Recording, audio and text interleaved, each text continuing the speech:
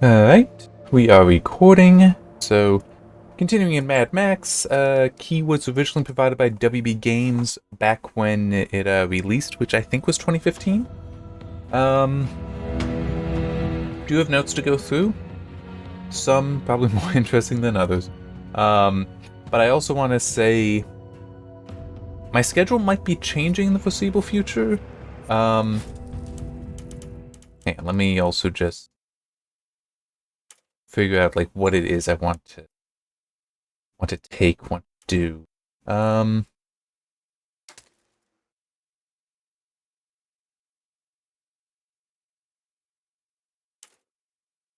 Okay. Want to go there.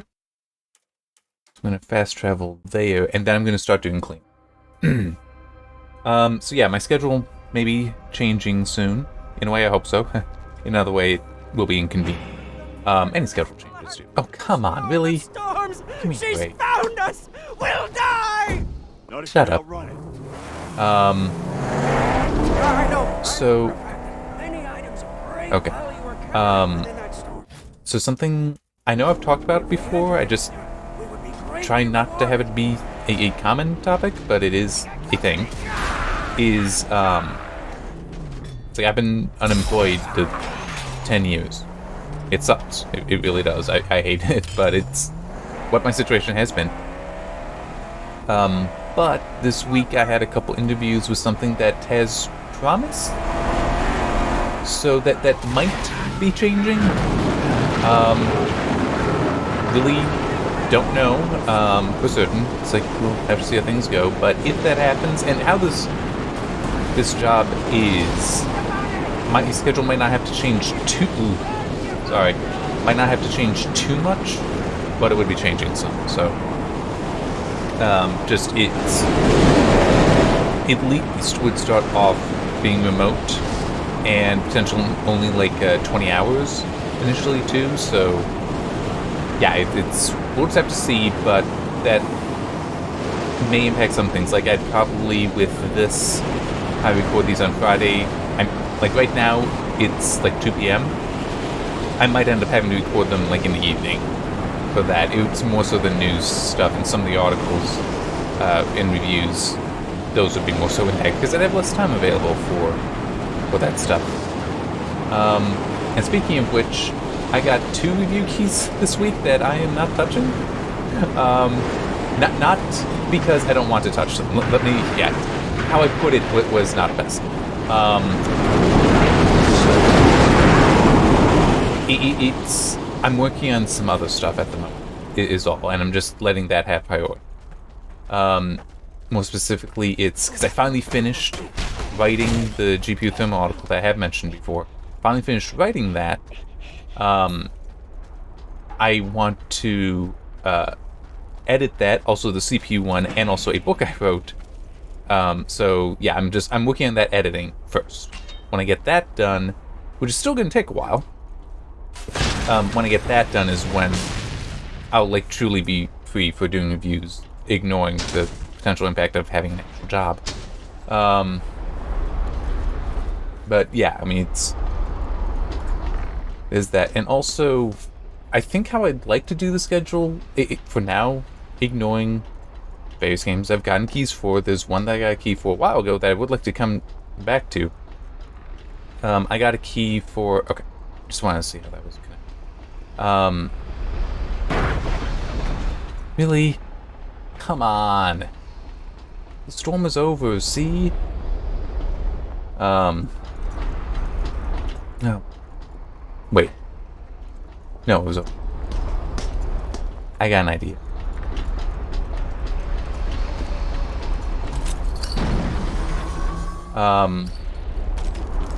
Might as well go and try to grab those things. The crates. While I wait for that to let me up. Yeah, I'd like to do the... Because I got a key for Dying Light Platinum Edition? Is that it? The one that includes all the DLC, or at least all up to the point that was released. I would like to replay that, because that came out also in 2015, yeah. I'd like to replay that and also the DLC, since, you know, I was offered the key. That is what I'd like to do. Also get, you know, Let's Play Plus kind of thing for it as well. Yeah, I'd like to do that, and then, like, in preparation for doing the review for Dying Light 2, which I'm assuming I will be able to get a key for that. That releases December 6th or 7th? I don't remember which day now, but yeah, it's that, because that is a... Dying Light is a significant game. Dying Light 2 is a significant game. I would put that at a priority over some of the keys I've gotten of late that are more indie games. Still look like a lot of fun, though. Let me be clear on that. It's just, I have to prioritize stuff, and, yeah. That's what I'm currently thinking would be the best use of my time. Okay, so turning to the news stuff. There's actually one... Gamescom definitely dominated a lot of it, but there is one thing that I saw this week that I do want to talk about. And I don't remember all of what I wrote here, but there is one part of it that I definitely want to talk about, because it has been annoying me for so long. And it's like, okay, I think I know what's going on here. I still don't like it. I'm still annoyed. But I think I understand it. So, it was... I don't know what exactly was part of, but WCCF Tech had an article, I think from Monday or Tuesday, covering an interview with, excuse me, somebody, actually it was more than one person at Intel, and he was talking specifically about their XeSS technology. And We're still home!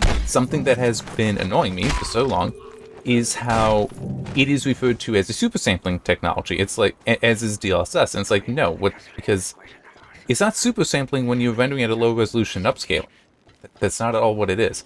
But they kept referring to it as that. It's like, that's not super sampling. But as I read in it, the person was talking about, it's like, we already see super sampling techniques, and mentioned TAA checkerboard. It's like, okay, I see what you're doing there, and yes, super sampling is correct then, because it's temporal super sampling.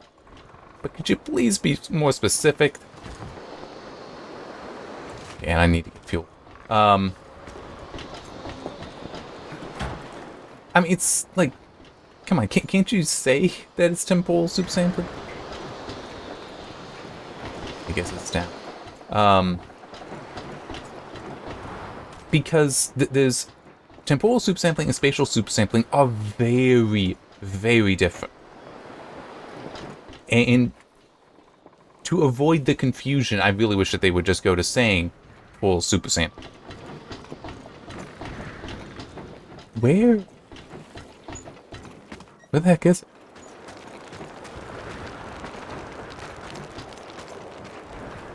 Where? Oh, wait. Alright, I'm gonna head back with this. Here, right here. Oh, wait, is this one? About this place. It might be.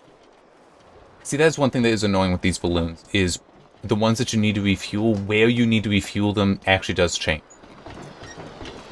Because I know that there have been times when it's actually at, like, the motor itself, despite the design of this thing clearly. I mean, that's a funnel to a tank. Clearly, that's it. Yeah, it's here. But there are others where you don't fuel it up here, you fuel it up elsewhere. That was an inconsistency that did annoy me. Even back when I originally played it, I do kind of remember that. But anyway, yeah. Going back, so it's like, yes, XeSS then is supersampling because it's temporal supersampling, even though it's actually spatially subsampling. It's using fewer, it's using fewer samples. And that is also true for DLSS, but DLSS, initially, deep learning supersampling, because it's right there in the name, I always interpreted that as they were using they were training the network on a supersampled image, a highly supersampled image. So it's like, I always interpreted it as that, so while the end effect is not supersampling, what is being done on the GPU is not supersampling. It's still, is applicable to the larger technology. So I tolerate that. But it is still it's what we're looking at here is not super sample.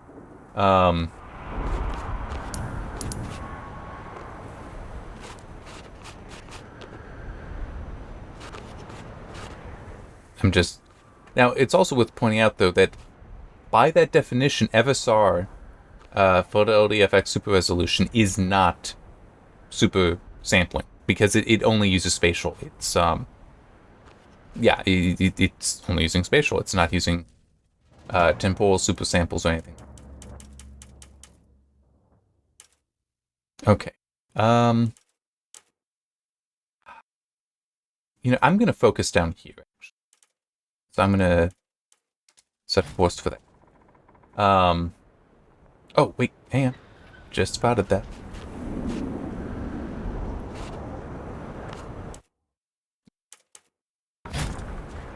Any others I missed? No, those are just lights. Okay. There's some other stuff, and I think I do have no... Terror behind.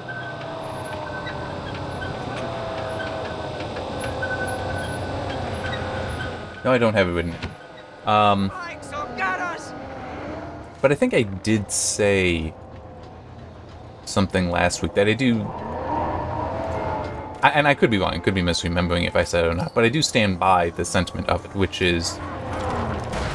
Because sometimes I also, like, play out in my head what I would say concerning certain things, like what I'd say for this, for these videos.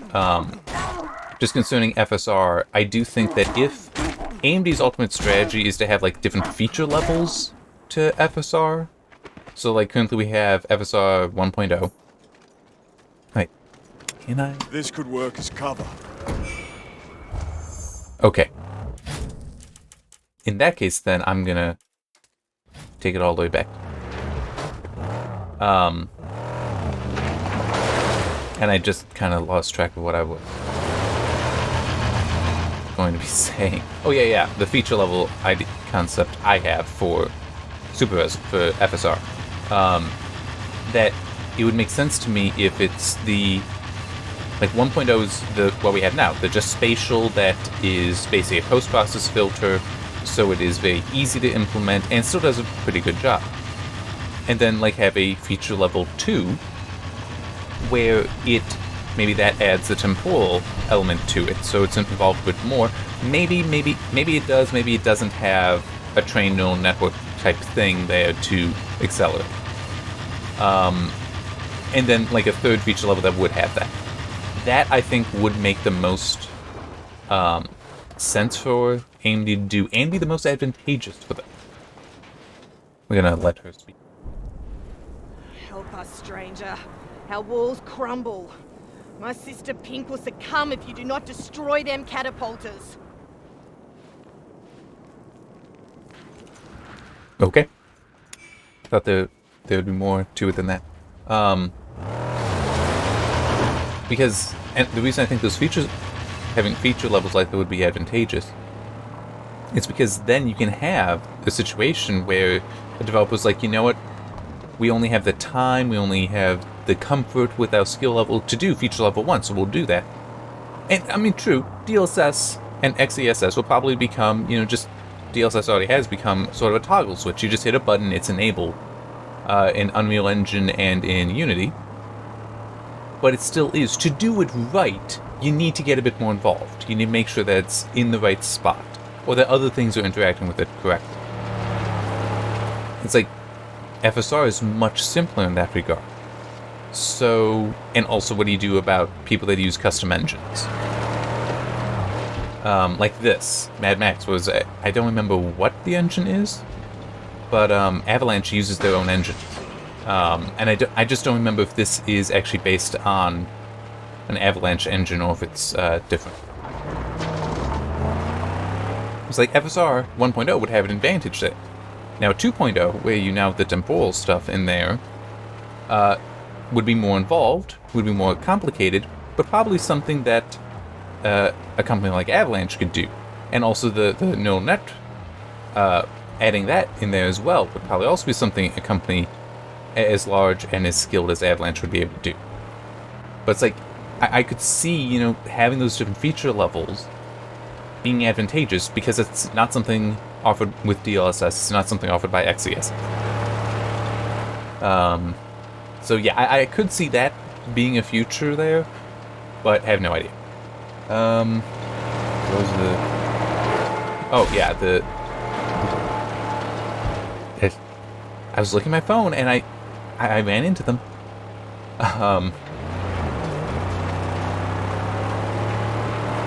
Yeah, I'll skip to that one.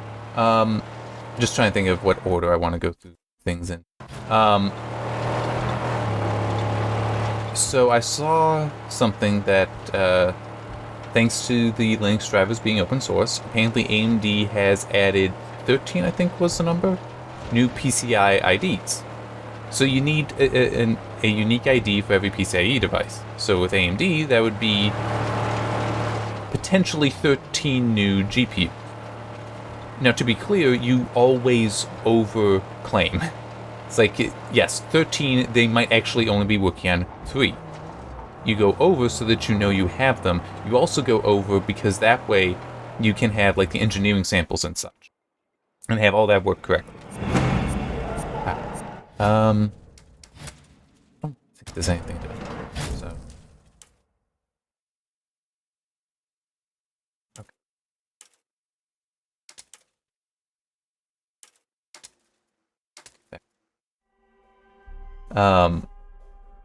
But with that rumor, well, no, that is not a rumor. There is a rumor, though, that AMD might do a 6nm refresh of the 6000 series GPUs, which you would want the new PCIe, the new IDs for. You would want that. So it's possible that's connected. And I just also want to add that, what I know I said that last week, and even the week before, that personally, what I would hope to see happen, I think it would make the most sense, I think it would be the most appropriate for dealing with the current pricing situation, would be, like for NVIDIA, the Super Series, releasing something like that and resetting the MSRPs. And if AMD does do a 6nm refresh, sort of like what they did with the RX 500 series, and reset the MSRPs with that because availability is better and what have you, I think that would be good. It's like that I feel would be the best way to address the situation of the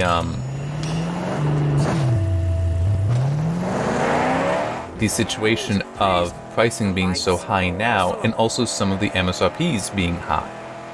Like the 6600 XT, its MSRP is not great. It really isn't. But it's also been given that MSRP in the current market. So, which would be easier to, and it would make a lot of sense to me if AMD never touched that MSRP and just let it, once things normalize, let it just, the actual selling price fall. But if with a refresh, though, then it could be, okay, no, we're going to price this at this lower value that a lot of reviewers would probably be like, that's what the 6600 XT should have been. 7600 XT, basically, if they were to do that for the name. It's like that makes sense to me for a way to handle it. Let's go there. I will do that camp, but you can talk to the people first. Sometimes you get some very helpful information. Okay, that one's down there. Now, let's talk about Saints Row. So, I have played all the PC games. Saints Row 2, 3, well, the third. Saints Row 4, and Get Out of Hell. Played all of them. And I enjoyed them. Agents of Mayhem, not so much. Not that, I don't want to say that was a bad game, but it's like, there were definitely weaknesses there, and some that had solutions in the other games. But anyway, so when seeing the announcement trailer for it from Gamescom, for this new Saints Row reboot that's just titled Saints Row. I'm watching that. I'm just thinking, okay, where's Johnny Gat? And I'm completely serious. I'm watching. It's like, where's Johnny Gat? How do you not have Johnny Gat in a Saints Row game? See that, my Let them talk. strange myrtling? The Scrotus swine herd can be reached both sides of the bridge.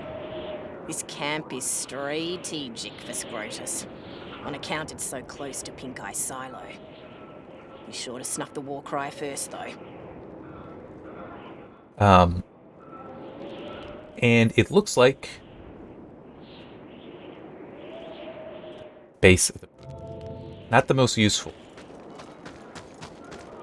I mean, seriously, that's not the most useful information. That's the base of the bridge. It's like, okay, which is that over there? Or is that over there?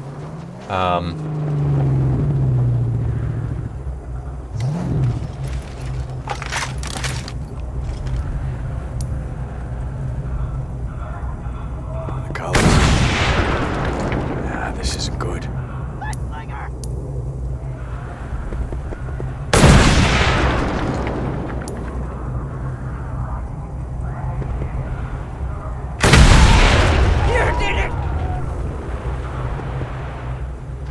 Oh, no, I did see that. Oh, okay. There.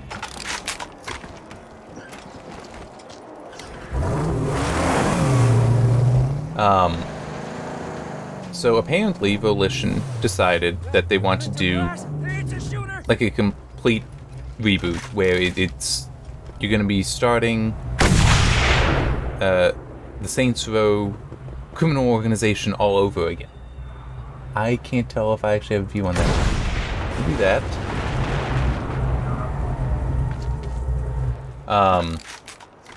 Which, I mean, that's...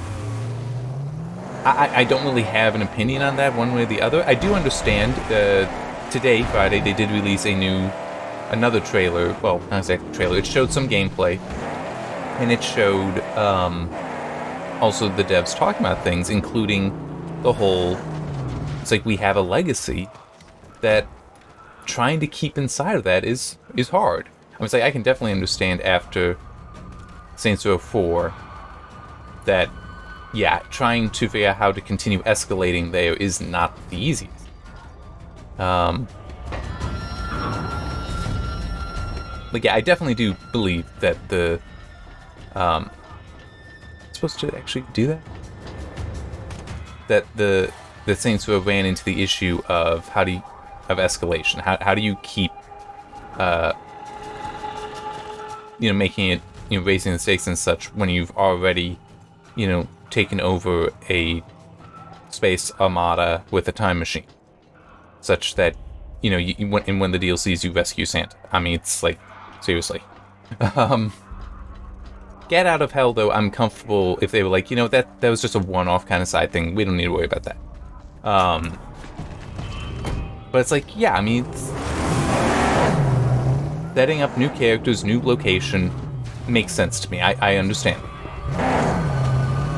And fundamentally, the thing that makes Saints Row isn't just the story, isn't just the characters, it's the gameplay. So, I'm willing to give this a shot, but I do understand the people that are like, this isn't Saints Row, this is different. It's like, let's see. I mean, it's not the Saints Row characters, no. It's not the Third Street Saints, but, well, not the ones that we've come to know and love over the years, but it's just go. not, necessarily not a Saints Row game. We have to actually experience it to find out, for sure. And I'm willing to give it that.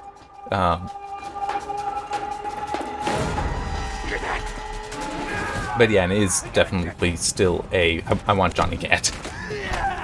I mean, I'd be fine though if they were like, we're going to have in a DLC Johnny Gat appear or something, and or at least a Johnny Gat character. But I'd also be comfortable, even with it being a reboot, that's just like, no, Johnny Gat is a constant. Okay, like, this could be in a completely different universe, but it's still Johnny Gat exists, because Johnny Gat is everywhere. Alright, I mean, I was hitting E. Because, I mean, it's like, Johnny Gat is just, it's Johnny Gat. Come on.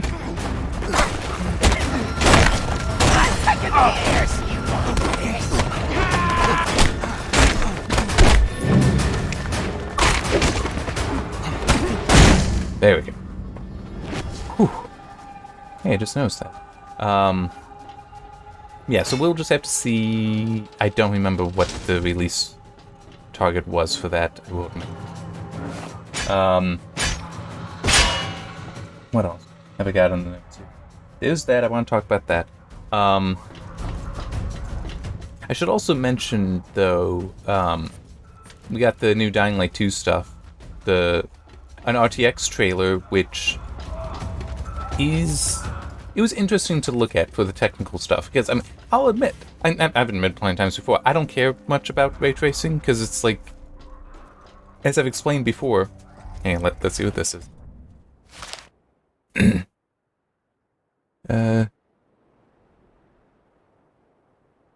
There's so many things we'll never see again.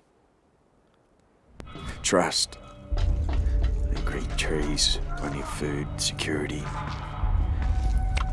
Okay, I don't care much about ray tracing because in a lot of cases it's basically a horizontal image quality move. Instead, rasterization has had decades.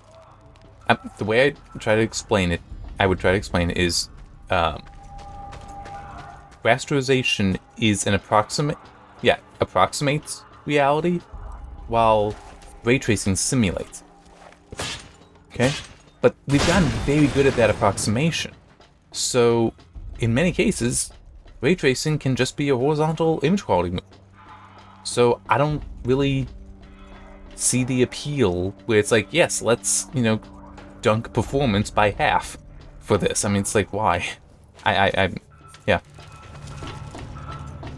Now, that's not to say that, ray tracing isn't important, or that the achievement of having real-time ray tracing isn't significant.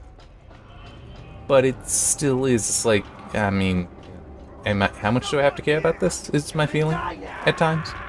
But it still was. Because coming back to it, that the trailer that they shared was very interesting, the RTX trailer, because of how it showed these different things that are difficult to handle with ray tracing. Like, I don't know how best to describe what was in the trailer, but I could use, like, over here we've got the chain link fence. How do you ray trace that? Because you may not normally have enough rays when rendering for the shadows cast by that to be accurate. Now, of course, with rasterization, it's, well, we know what that is. We could, probably have something more or less fixed and the appropriate warping there. I mean, so it could definitely be done in an approximate way, in a rasterization way. But to do it with ray tracing would be difficult, because to properly recreate the shadows that should be casting, would normally involve a high number of rays, more rays than the GPUs can currently do. So they had to figure out a way to solve that, in part with denoising technique. And it's like, that is still impressive. I don't necessarily feel that the ray tracing itself is necessary, but I can still recognize that, yes, this is an impressive technological achievement. So yeah, do check out that video, and I do hope that the game looks that good. Of course, it would be nice if I could, get a new GPU in the desktop by then, but, we have to see. We have to see what's possible. The other trailer that they shared, though, that was part of their Dying to Know series, that was also very interesting.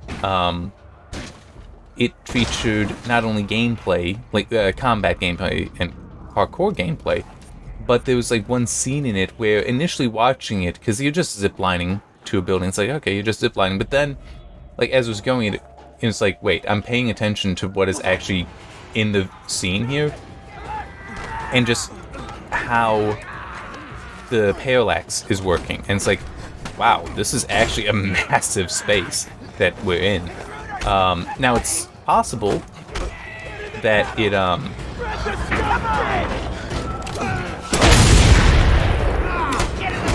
Yeah, that gun didn't quite work, right?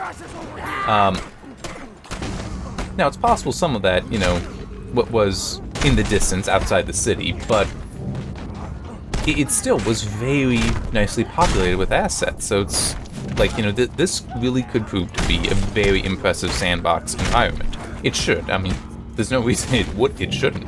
No reason it couldn't. But it's like, it really was just a, wow, there's a lot here. Hey, I cleared it. I don't know how much I like the idea of the whole leaping off of a building, though, throwing grappling hook, turning around, throwing grappling hook to swing back to it. Yeah, I don't know if I could do that. But that was shown off in there, and it's at least an interesting idea. We'll just have to see how that actually works out. But yeah, it was looking good. One thing, and this is just a general thing that I have with survival games, I hope that they at least offer convenient repair of weapons. I'm sorry, it does annoy me how in so many games today, everything has a durability to it, so there's nothing you can really rely on. I mean, in theory, in Dying Light 2, because that's what I was talking about, but this applies to many games. Please understand that. It applies to many games.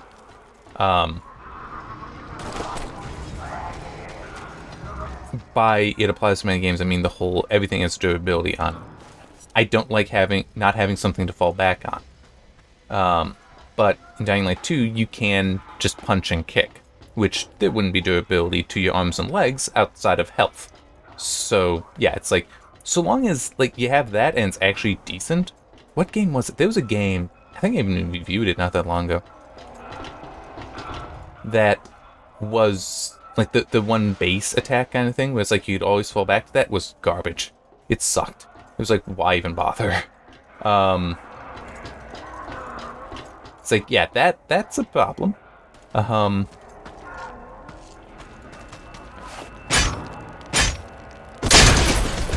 it's one of those things that, to me, that it's like I want to always have a safe fallback, and hopefully that will be the case. Or you just make repairing fairly easy, like in Kingdom Come Deliverance. You can very easily go and repair your weapons. Well, at least some of them. It's like that, great. Great to have that, so that, I mean, it was mainly for swords. In theory, you should also be able to do that with axes. In theory, you also should have been able to repair your armor.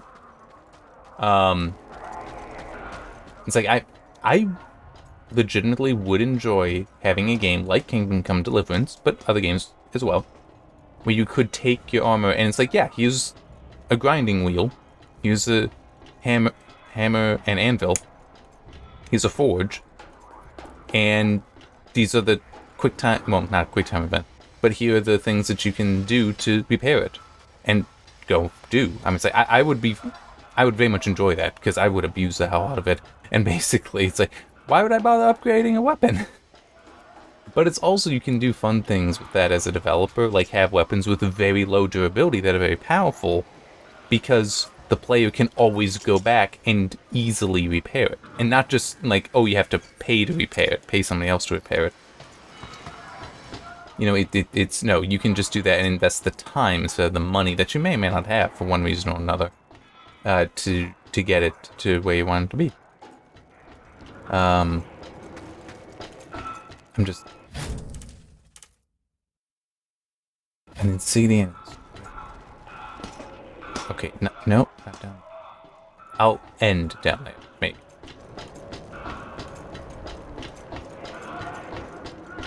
And I will admit, I've not been paying attention for insignia like I should have been.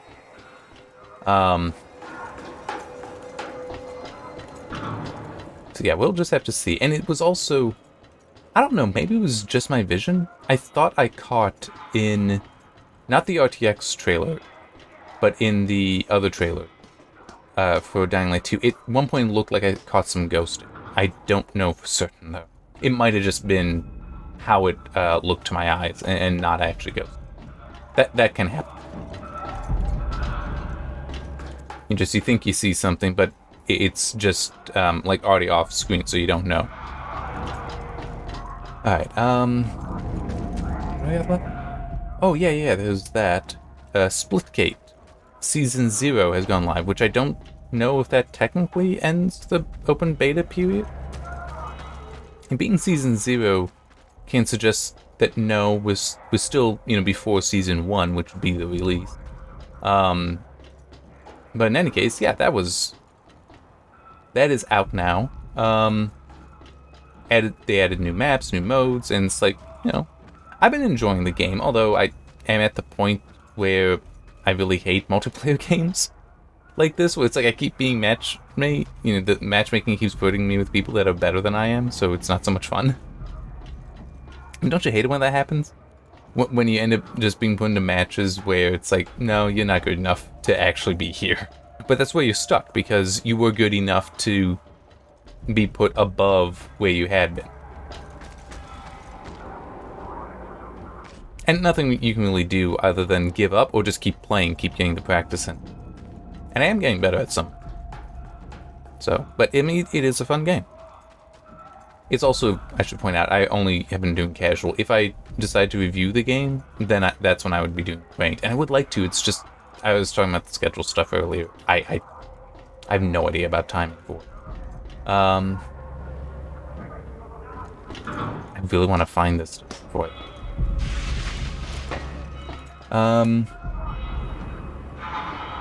okay, so I only have one thing left on there, but that's like the last thing I want to talk about, because I know I'll be able to ramble on about that. So I'm just trying to think if there's anything else in particular that stood out. I didn't make many notes about things from Gamescom. Oh, one thing I did see though, going back, talking about XESS, so the whole there being support for other GPUs, assuming they have DP4A support. I had not been over here. That would be RDNA 2 from AMD, and from NVIDIA, Pascal and Nu. Some people apparently did look into what GPUs it would be, and that's them. So that is unfortunate for AMD users that it has to be, literally the newest GPU, but, well, the newest GPUs. But, it still is that this is a good thing that Intel is doing there. And I know it may seem weird, and I know there are some people that are like, no, never Intel, we can't allow Intel this, that, and the other thing because they're so big. And I can understand that, but Intel does have this curious history with some of its software that it's like, no, they do amazing stuff and they let everyone use it. I was like, PresentMon is such an important piece of software. And that is from Intel, and they made it open source. And I don't know last time it got an update, but it is a solid piece of technology. Havoc is at least Intel owned now. Don't remember. I want to find this last and see. I don't remember though if it is if it was originally made by them or not. But the Havoc physics stuff, that's Intel owned now, and it's like anything can use that. I mean, yeah, I guess maybe it's more specifically the gaming software. Intel does seem to be fairly open with that stuff. And I guess in a way it may make sense, just because if the people doing it there are doing it at Intel are passionate about it, you want to share your passions. You don't want to, lock that away from people.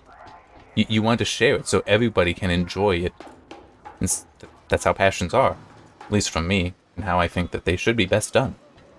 Like the whole I mentioned, writing a book. It's like I write them and will self-publish them because I enjoy what, the writing, I enjoy the story, and I want other people to get to experience that in one way or another.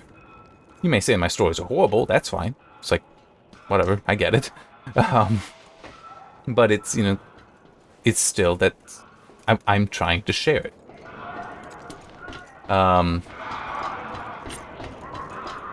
So I'm probably silent. As in, I'm not going to find the insignia down here. I wanted to be certain though.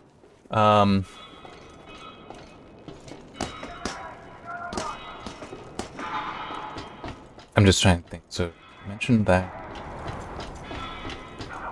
Oh, and also just to help explain why I wanted to make that point about Intel's history with some of this gaming software stuff, is because, like, why is it that specific instruction set? Why didn't they pick something that, like, more GPUs would support? Well, one very easy answer could simply be that that's the optimal instruction set for doing this stuff. I mean, that is a legitimate reason. It might be that there isn't another that they could go to. And Intel has enough of a track record with some of this stuff, some of this gaming tech, because I can't think of any where they hoarded it to themselves.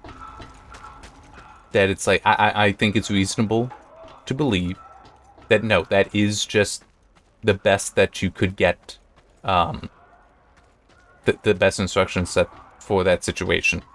And that it's not them trying to limit anything.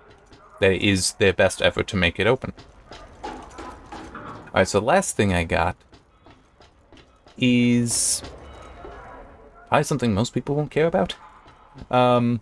Just earlier today, Hardware Unboxed, a TechTube channel on YouTube that I do enjoy watching. I also enjoy Level 1 Techs, and I think I've mentioned Level 1 Tech plenty times before. Not really. Sorry. Ah, there it is. Okay. Let's see. Ooh, that's gonna be annoying. Need to wait for it to spin around. Anyway, Hardware Unboxed they do monthly Q&A. There we go. Now we can get it. One of the questions in the most recent one was talking about, well, basically somebody asking about, or trying to say that they should add frame time graphs to their reviews. And they went through their reasons why they don't have them there, and why they don't think that they should be there, and why they don't think those graphs are necessarily useful, which I'm of two minds, I guess would be one way to put it. That isn't necessarily wrong, but I do agree with them. They shouldn't have frame time graphs in their reviews. But they were also putting it a little bit as though there isn't a use to them, and it's like, no, frame time graphs, when done properly, there's a use to them. They used an example where it's like, yeah, that I would never do them that way, because it had like multiple pieces of hardware, so multiple configurations, all on the same plot. So like, you know, if you see mine, if they're separate plots, it's one graph, but there's multiple facets. So, like, the 1080 is here, the 1070 is over there. It's not, they will not overlap. And the scales are consistent across the faceting, so you can still compare, but they're not on top of each other. It's also, the graph they showed was using lines. And this may sound weird, but I have observed with R that, for whatever reason, using lines instead of points will have it render faster, but it does not look right.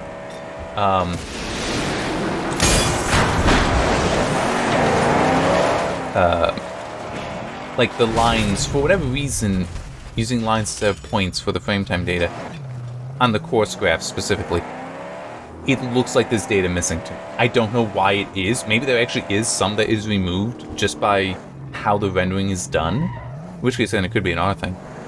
But it's, no, you don't need lines. And it's also, I mean, the lines I disagree with. Using lines to connect the points instead of using points. But it's also, lines are not necessary. They're in some ways inappropriate. So you would use a line graph when you do care about the directionality of the data. Which technically, yes, you do care about with a frame time graph, because you're increasing from left to right, the time. Obviously not frame time increasing left to right, but the time itself does increase, and so a line graph is appropriate. But with a frame time graph, whether you're using 5 minutes of data like I am, or 1 minute runs repeated however many times, either way, I'm just trying to decide how best I want to.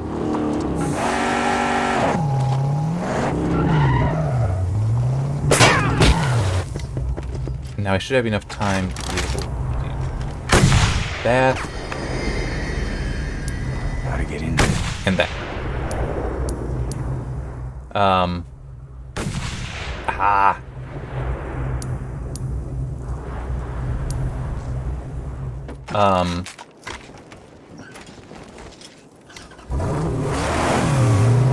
That's right.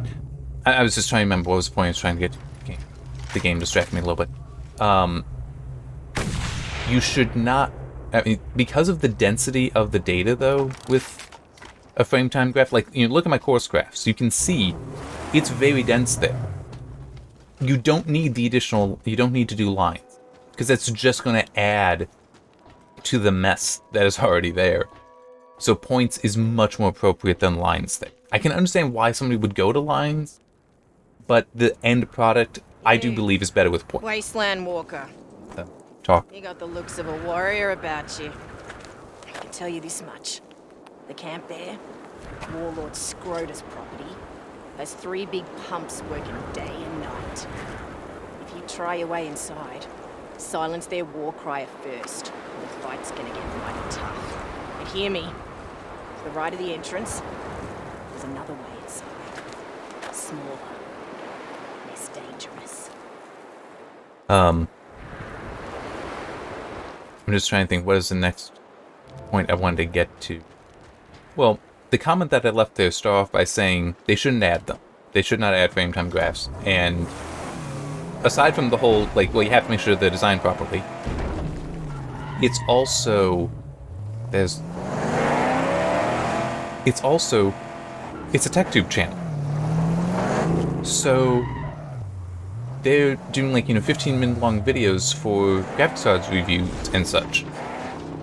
It's like, to properly cover a frame time graph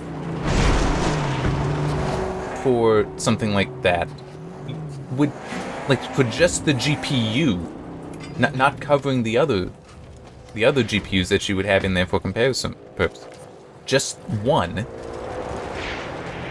would be itself like 15 minutes. So how are you gonna do the comparisons? I mean, it's like you would really make it too long. And by the way, I think I kind of remember this as well and hated it. You shouldn't be able to be underneath trying to get that thing and trigger that place. Get out there and fix it. My way. So yeah, it's like for what they're giving their viewers, what they're making for their viewers, what their content is, no, they shouldn't use frame time graphs. It's completely inappropriate for what they're doing.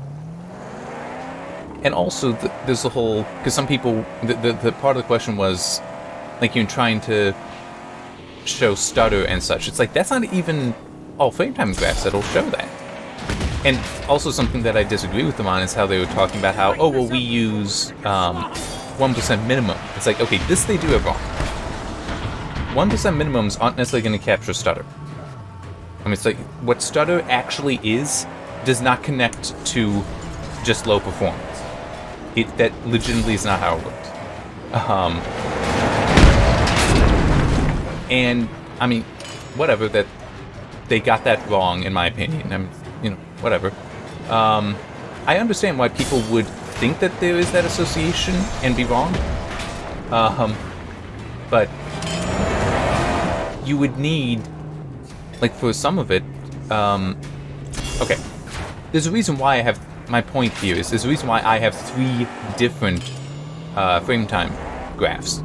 This is the course plot, the frequency plot, and the QQ plot. Those are all frame time graphs. That's all they are. For stutter, cool.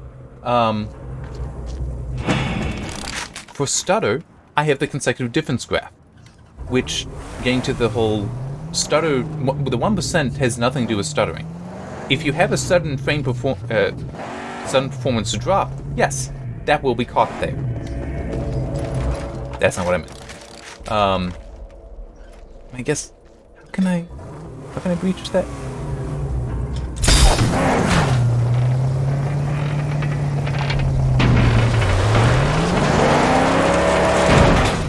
I'm still gonna take the path around, but I wanted to open that up. Keep an eye out. No surprises. No, stutter is from a sudden change in performance. So you could have a game that performs very high, where the 1% low is reasonably close to the mean, and still be full of stutter. And I can even tell you a way that you can create stutter in a game. Alright? That the performance will still be very good. By its nature, will be very good. And it will be stuttering very badly.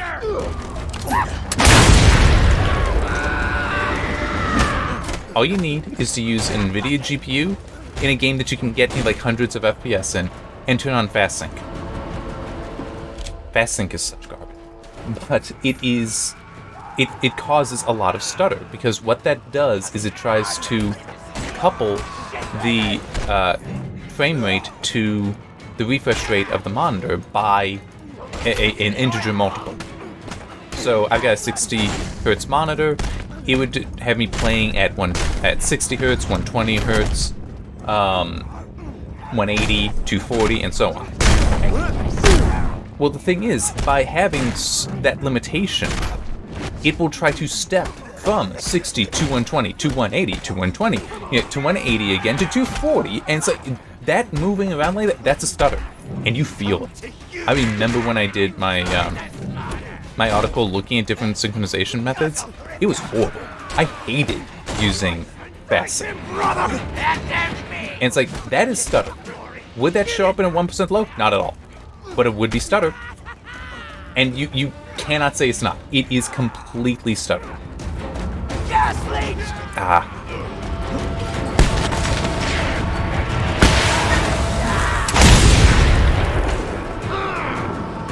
So, yeah, it's just the whole idea, and this is something that's not just those who talking, it was also the people that were asking that type of question. 1% lows will tell you about, in general, stability, performance stability. Not completely accurate, but in general, that's true. More often than not, that's true. But yeah, it's on its own is not in any way a measurement of stutter. Oh, come on. Watch out! That's the bludger!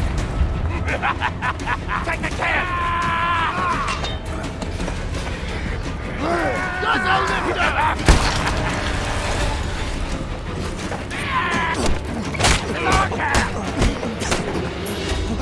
Come for the chunker! Stop them! You know what? Can I just get out of this? No, I can't. Get the neck here! Now, this might be... Oh, this was the secret way in. Okay. I do remember that there was one spot that I hated. I like did all of it from a distance. This might be that one, like when I originally reviewed the game. This location. I also, just going back a bit with Hardware Unbox graphs, which they use bar graphs that show the mean. Well, I assume it's the mean. They say it's the average. It's like, that's one... I'll get to that.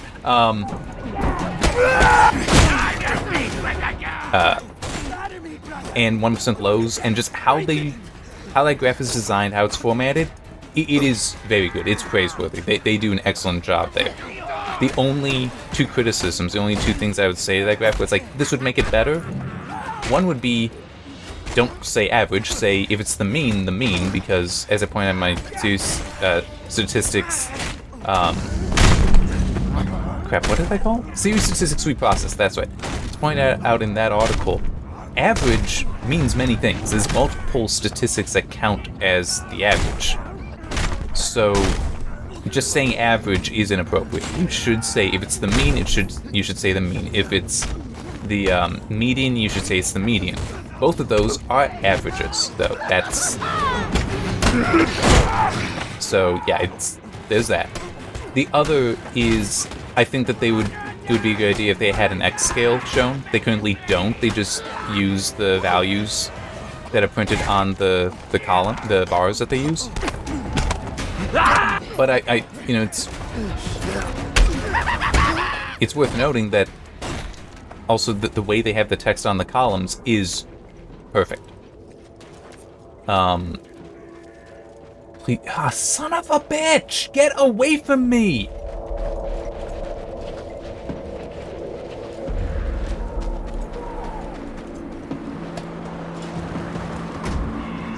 See, this is the thing that I had to do before, and it's absolute bullshit.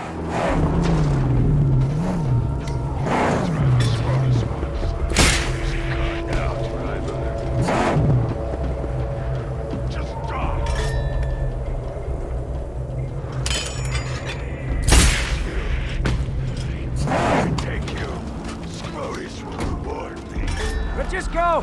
I need to polish some hard-to-get parts in the engine bay.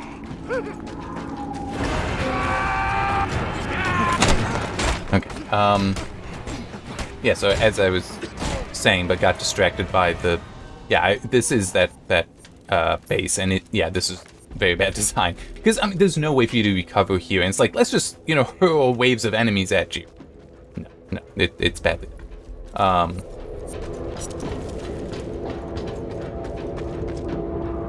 And I don't know if I'm even safe now. Damn. Oh, I got plenty. Okay. Yeah, having an X scale would be nice, but the way they have their numbers on the graphs, on the bars, is perfect, because they have I'll just say mean bar. They have that, and then the 1% low on the same line as it. So it's like actually on top, but the 1% low you can expect to be lower.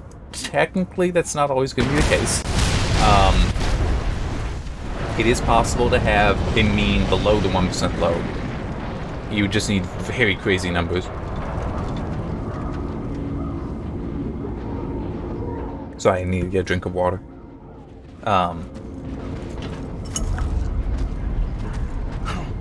But it's like, you can probably expect that will never be the case when looking at video game performance data.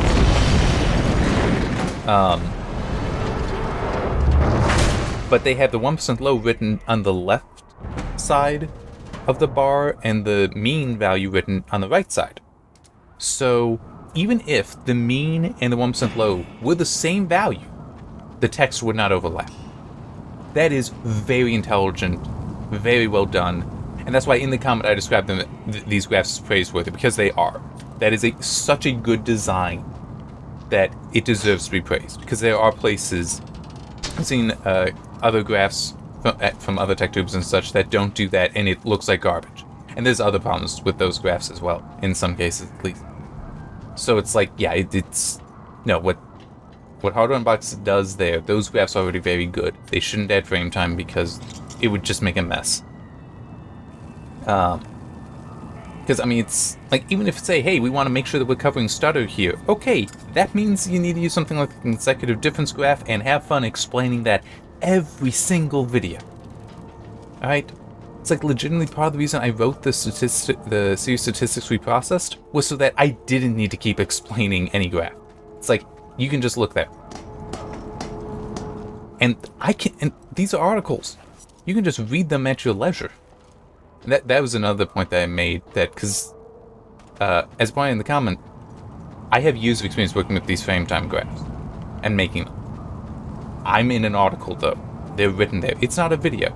It works very well in the written article, because you can just freely, examine.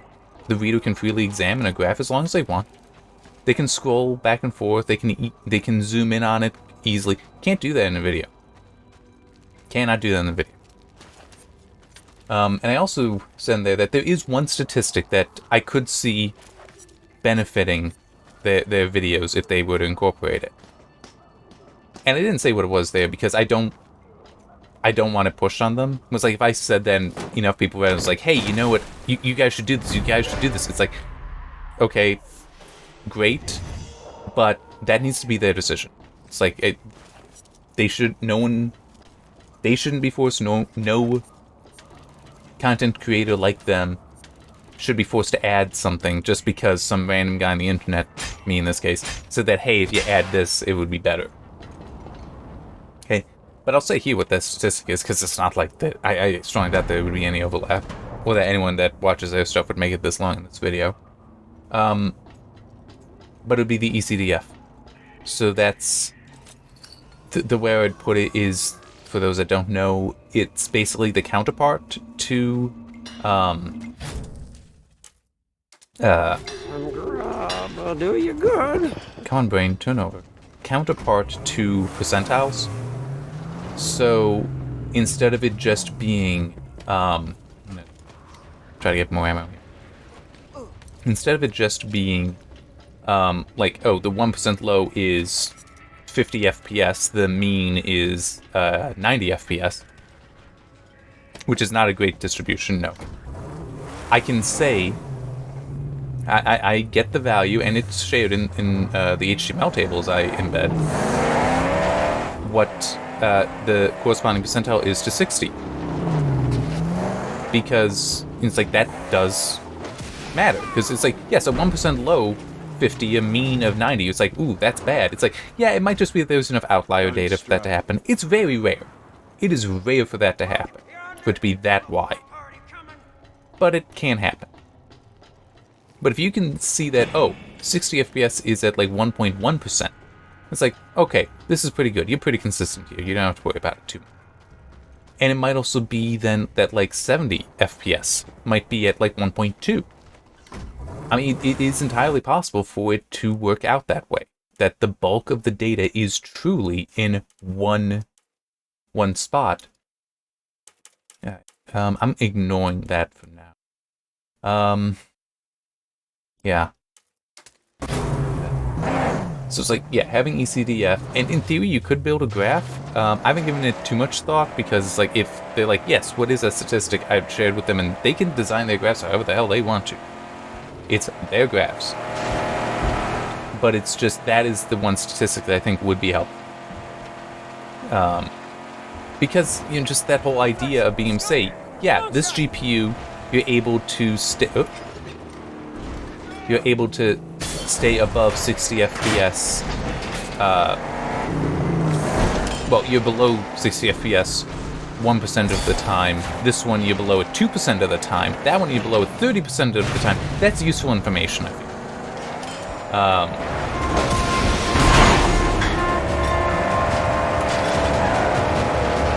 There we go.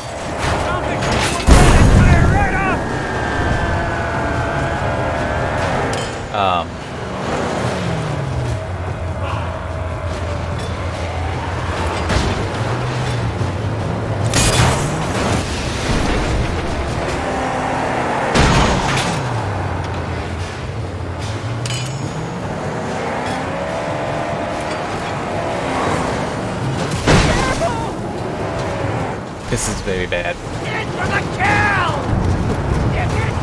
Yeah, this is exceedingly bad.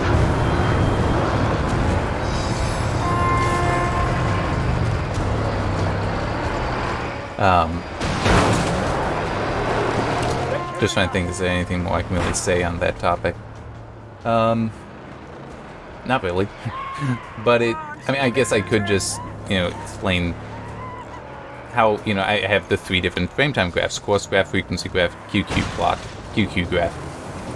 Each one of those have advantages and disadvantages. Like the course graph has the advantage of it incorporates the time. It's like that is there, so you can see when things were improving, when things were getting worse. It's like that is important. Frequency and QQ plot don't. God damn it!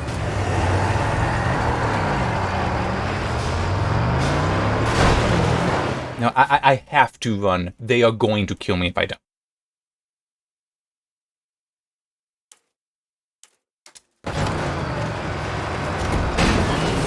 Come on.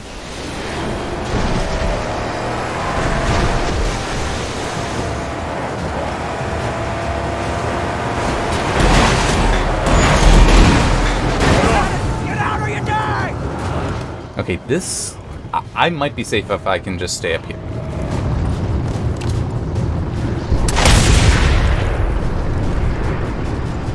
The hell? Where'd he go? You want to hurry up? It would be if I had better equipment. Turn that off. How long have I been going? Over an hour. Okay. Then I'm gonna get this repaired, and then I'm just gonna head over to Cheats because I know just going there I'll be repaired. Like everything will be taken care of, and it'll just be fast track. But yeah, I probably when I come back though will. Yeah, I can because I just have the one. Yeah, I don't have that much left in there, so should be fairly easy. But yeah, so trying to recap that last thing though, yeah, it's like Tech 2 Boost should not do frame time graph. Not like something like a course graph. It doesn't fit with that content model, basically. Because you want it to be quicker, shorter, like 15 minutes. Even 20 minutes can feel too long, okay? Course, a frame time graph to properly cover that would take so long and not really fit into the 16:9 frame that no, they shouldn't do it. And that's gonna be true for any tech tuber. Don't do that outside of like the very special videos where yes, we're diving into the statistics here, we're diving into all of this. Outside of that, don't touch it. It's just yeah. And actually I can, since I'm alt-tabbed, I can pull up the comment. Yeah, I talked about the bar graphs are already very good. Oh yeah, I did make the point, and this is rare. This is rare, and I point out in there as well. Sometimes you do see outliers reach 1% of the data. Okay. Which it does happen. It is rare, but it does happen. Which is part of the reason why even 1% lows you can't necessarily trust. It does depend. That is something that the QQ plot is a lot better at exposing than the frequency plot or the course graph. And there are some. Yeah,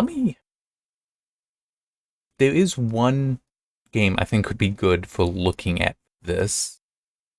Here. It would be this. Shadow of the Tomb Raider, I think, has a decent chance of being able to show this. If only because there's so much data there. There's the QQ. Actually, it was better than I thought. Better than I was expecting. But yeah, with the GTX 980 though, also on the 1070, you do see a sudden turn. Unfortunately, this is old enough. Okay, yeah, some of that is okay. So some of it, the turn to the outliers, where it's like at this point it's untrustworthy kind of stuff. Well, at this point it's definitely a very different behavior than the rest. A lot of those are past 99.9%. But some, the turn is made between 99 and 99%, which is the 1% and 0.1% lows. Remember, I use frame time, so the 1% low in frame rate is the 99% high in frame time. Oh, but here we go. That's actually kind of funny. The RTX 2080 for the Hidden City run that I did in DirectX 12, its turn is actually just before the 1% low. And this isn't even with the ray tracing turned on. So that's the RTX 2080. It's going to have a 1% low worse than other GPUs? That's the most powerful GPU I have. How does that make sense? It doesn't. That's why the QQ plot is useful there. But the frequency plot isn't necessarily going to capture that well. The course plot definitely would. I'm also looking at Vegas 64. It's about at the 1% low that it 99% high for me that it turns up, but it's a little bit the placement. However, it shouldn't be too effective. But no, I can see for the 2080, it did start to turn there. So you were getting into outlier data at the 1%. I was expecting it more so for like the 770. I know I've seen some where it's like the QQ plot is nice and flat, exactly how you want it, and then the last 1% or even a little bit more is just up at like 50 milliseconds.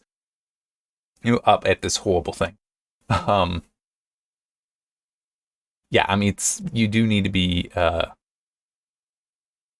conscious of the fact that different graphs do show different things, and some do a better job than others. Another point that they made, and I kind of touched on it a little bit at the end of my comment there, and I do want to mention here, is they were talking about how, and this is a weakness, yes, that with a frame time graph, when you're showing that, or like when you're doing a video comparison, or like you capturing the video and have frame time graph going in the corner, a weakness there is that's data for the one run only. Okay, that's a fair argument that yes, you're only getting one run there. So in theory, if there's something wrong with that data that you don't notice, the data is now not necessarily corrupted, but it's not as useful. But it's also, like, for me, how do I address that? I capture 5 minutes at a time.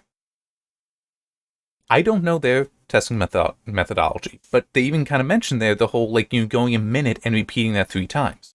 That's 3 minutes of data that they would have then to my 5 minutes for one location. I then do multiple locations. So that is the whole argument, which is valid. It is a valid argument. It's just, it is very easy to address the risk of having an outlier.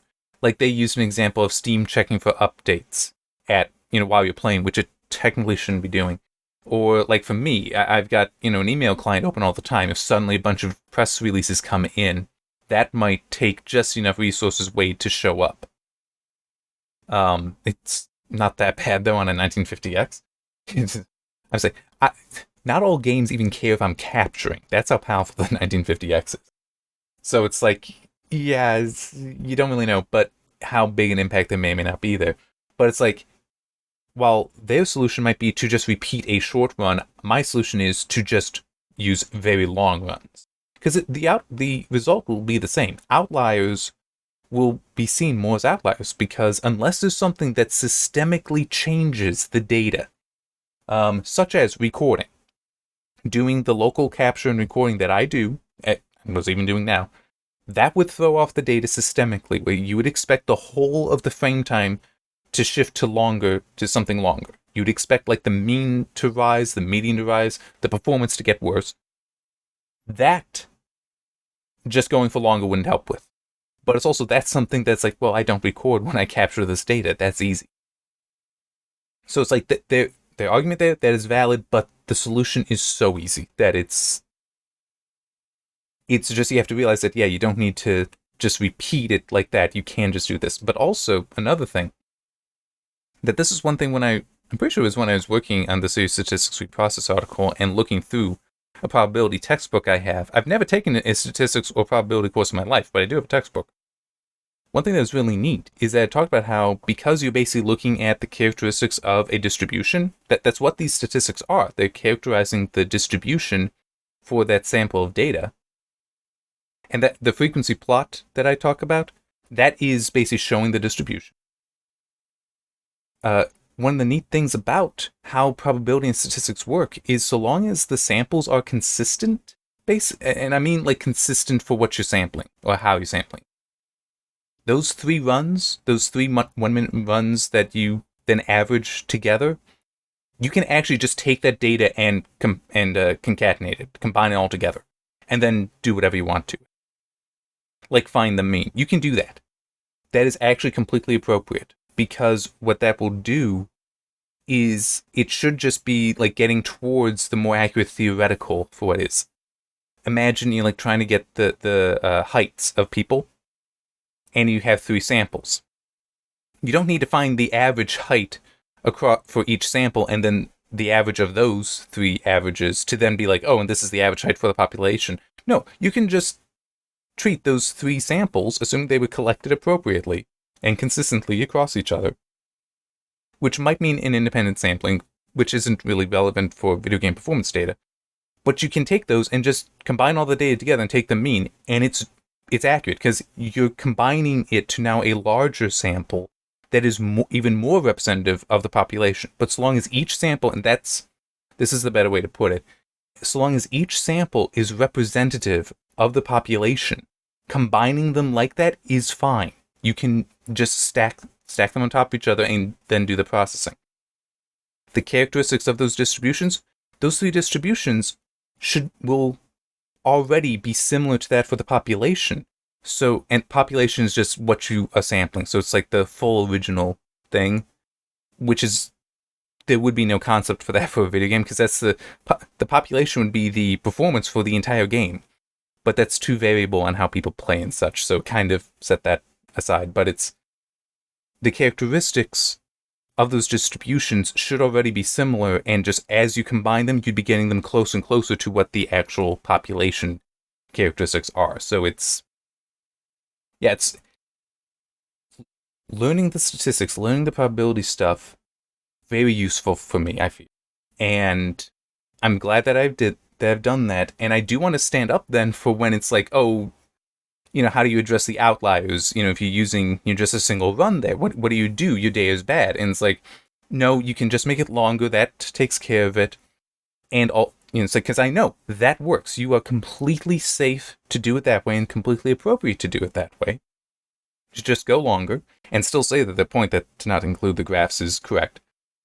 So you can do that. It's like, I do want to stand up for it, even though largely I do agree with them. So, yeah, it is something, though, that I wish more people understood better. The intricacies to these statistics, to these graphs, so that we can have better graphs and better statistics. Yeah, because I'm also just talked a little bit about how not everyone seems to understand what a 1% low is. And yeah, I can even believe that there's some reviewers that don't understand what it is properly. That it is the actual, this is the measurement that is at 1% of the data is below it, 99% is above it. There's no error there. It's a specific value, and they don't necessarily have that issue, but there are some places that do. But yeah, it's an interesting topic. I don't fully agree with everything they said. I would stand up and say you are wrong on some of this stuff. But generally, it's very correct. Frame time graphs, not suitable for tech tubers. No, you can't give it, you can't do it without it being very messy or confusing people. I mean, keep it to the articles, like me. I'm sure I'm rambling well more than I need to be. Okay, as I talked about at the beginning of this, video, my schedule will hopefully probably be changing some. I don't know how much. I plan to be back next week. Hopefully that will still be the case. It might end up not happening. We'll just have to see what happens. I mean, in theory, the worst would just be I need to either go to actually live stream this, which I don't want to do because I can't do the audio processing then. Or just like I have to record it Friday evening or Saturday morning and try to upload it, in which case then I might push the time it goes live. That would be all. Alright, well, I need to get back to things to do. Various things I have for doing. Like editing that book I talked about earlier, and then getting to editing the CPU thermal and GPU thermal articles, which that's going to be a lot of, because I need to rewrite a lot. Alright. See you next time.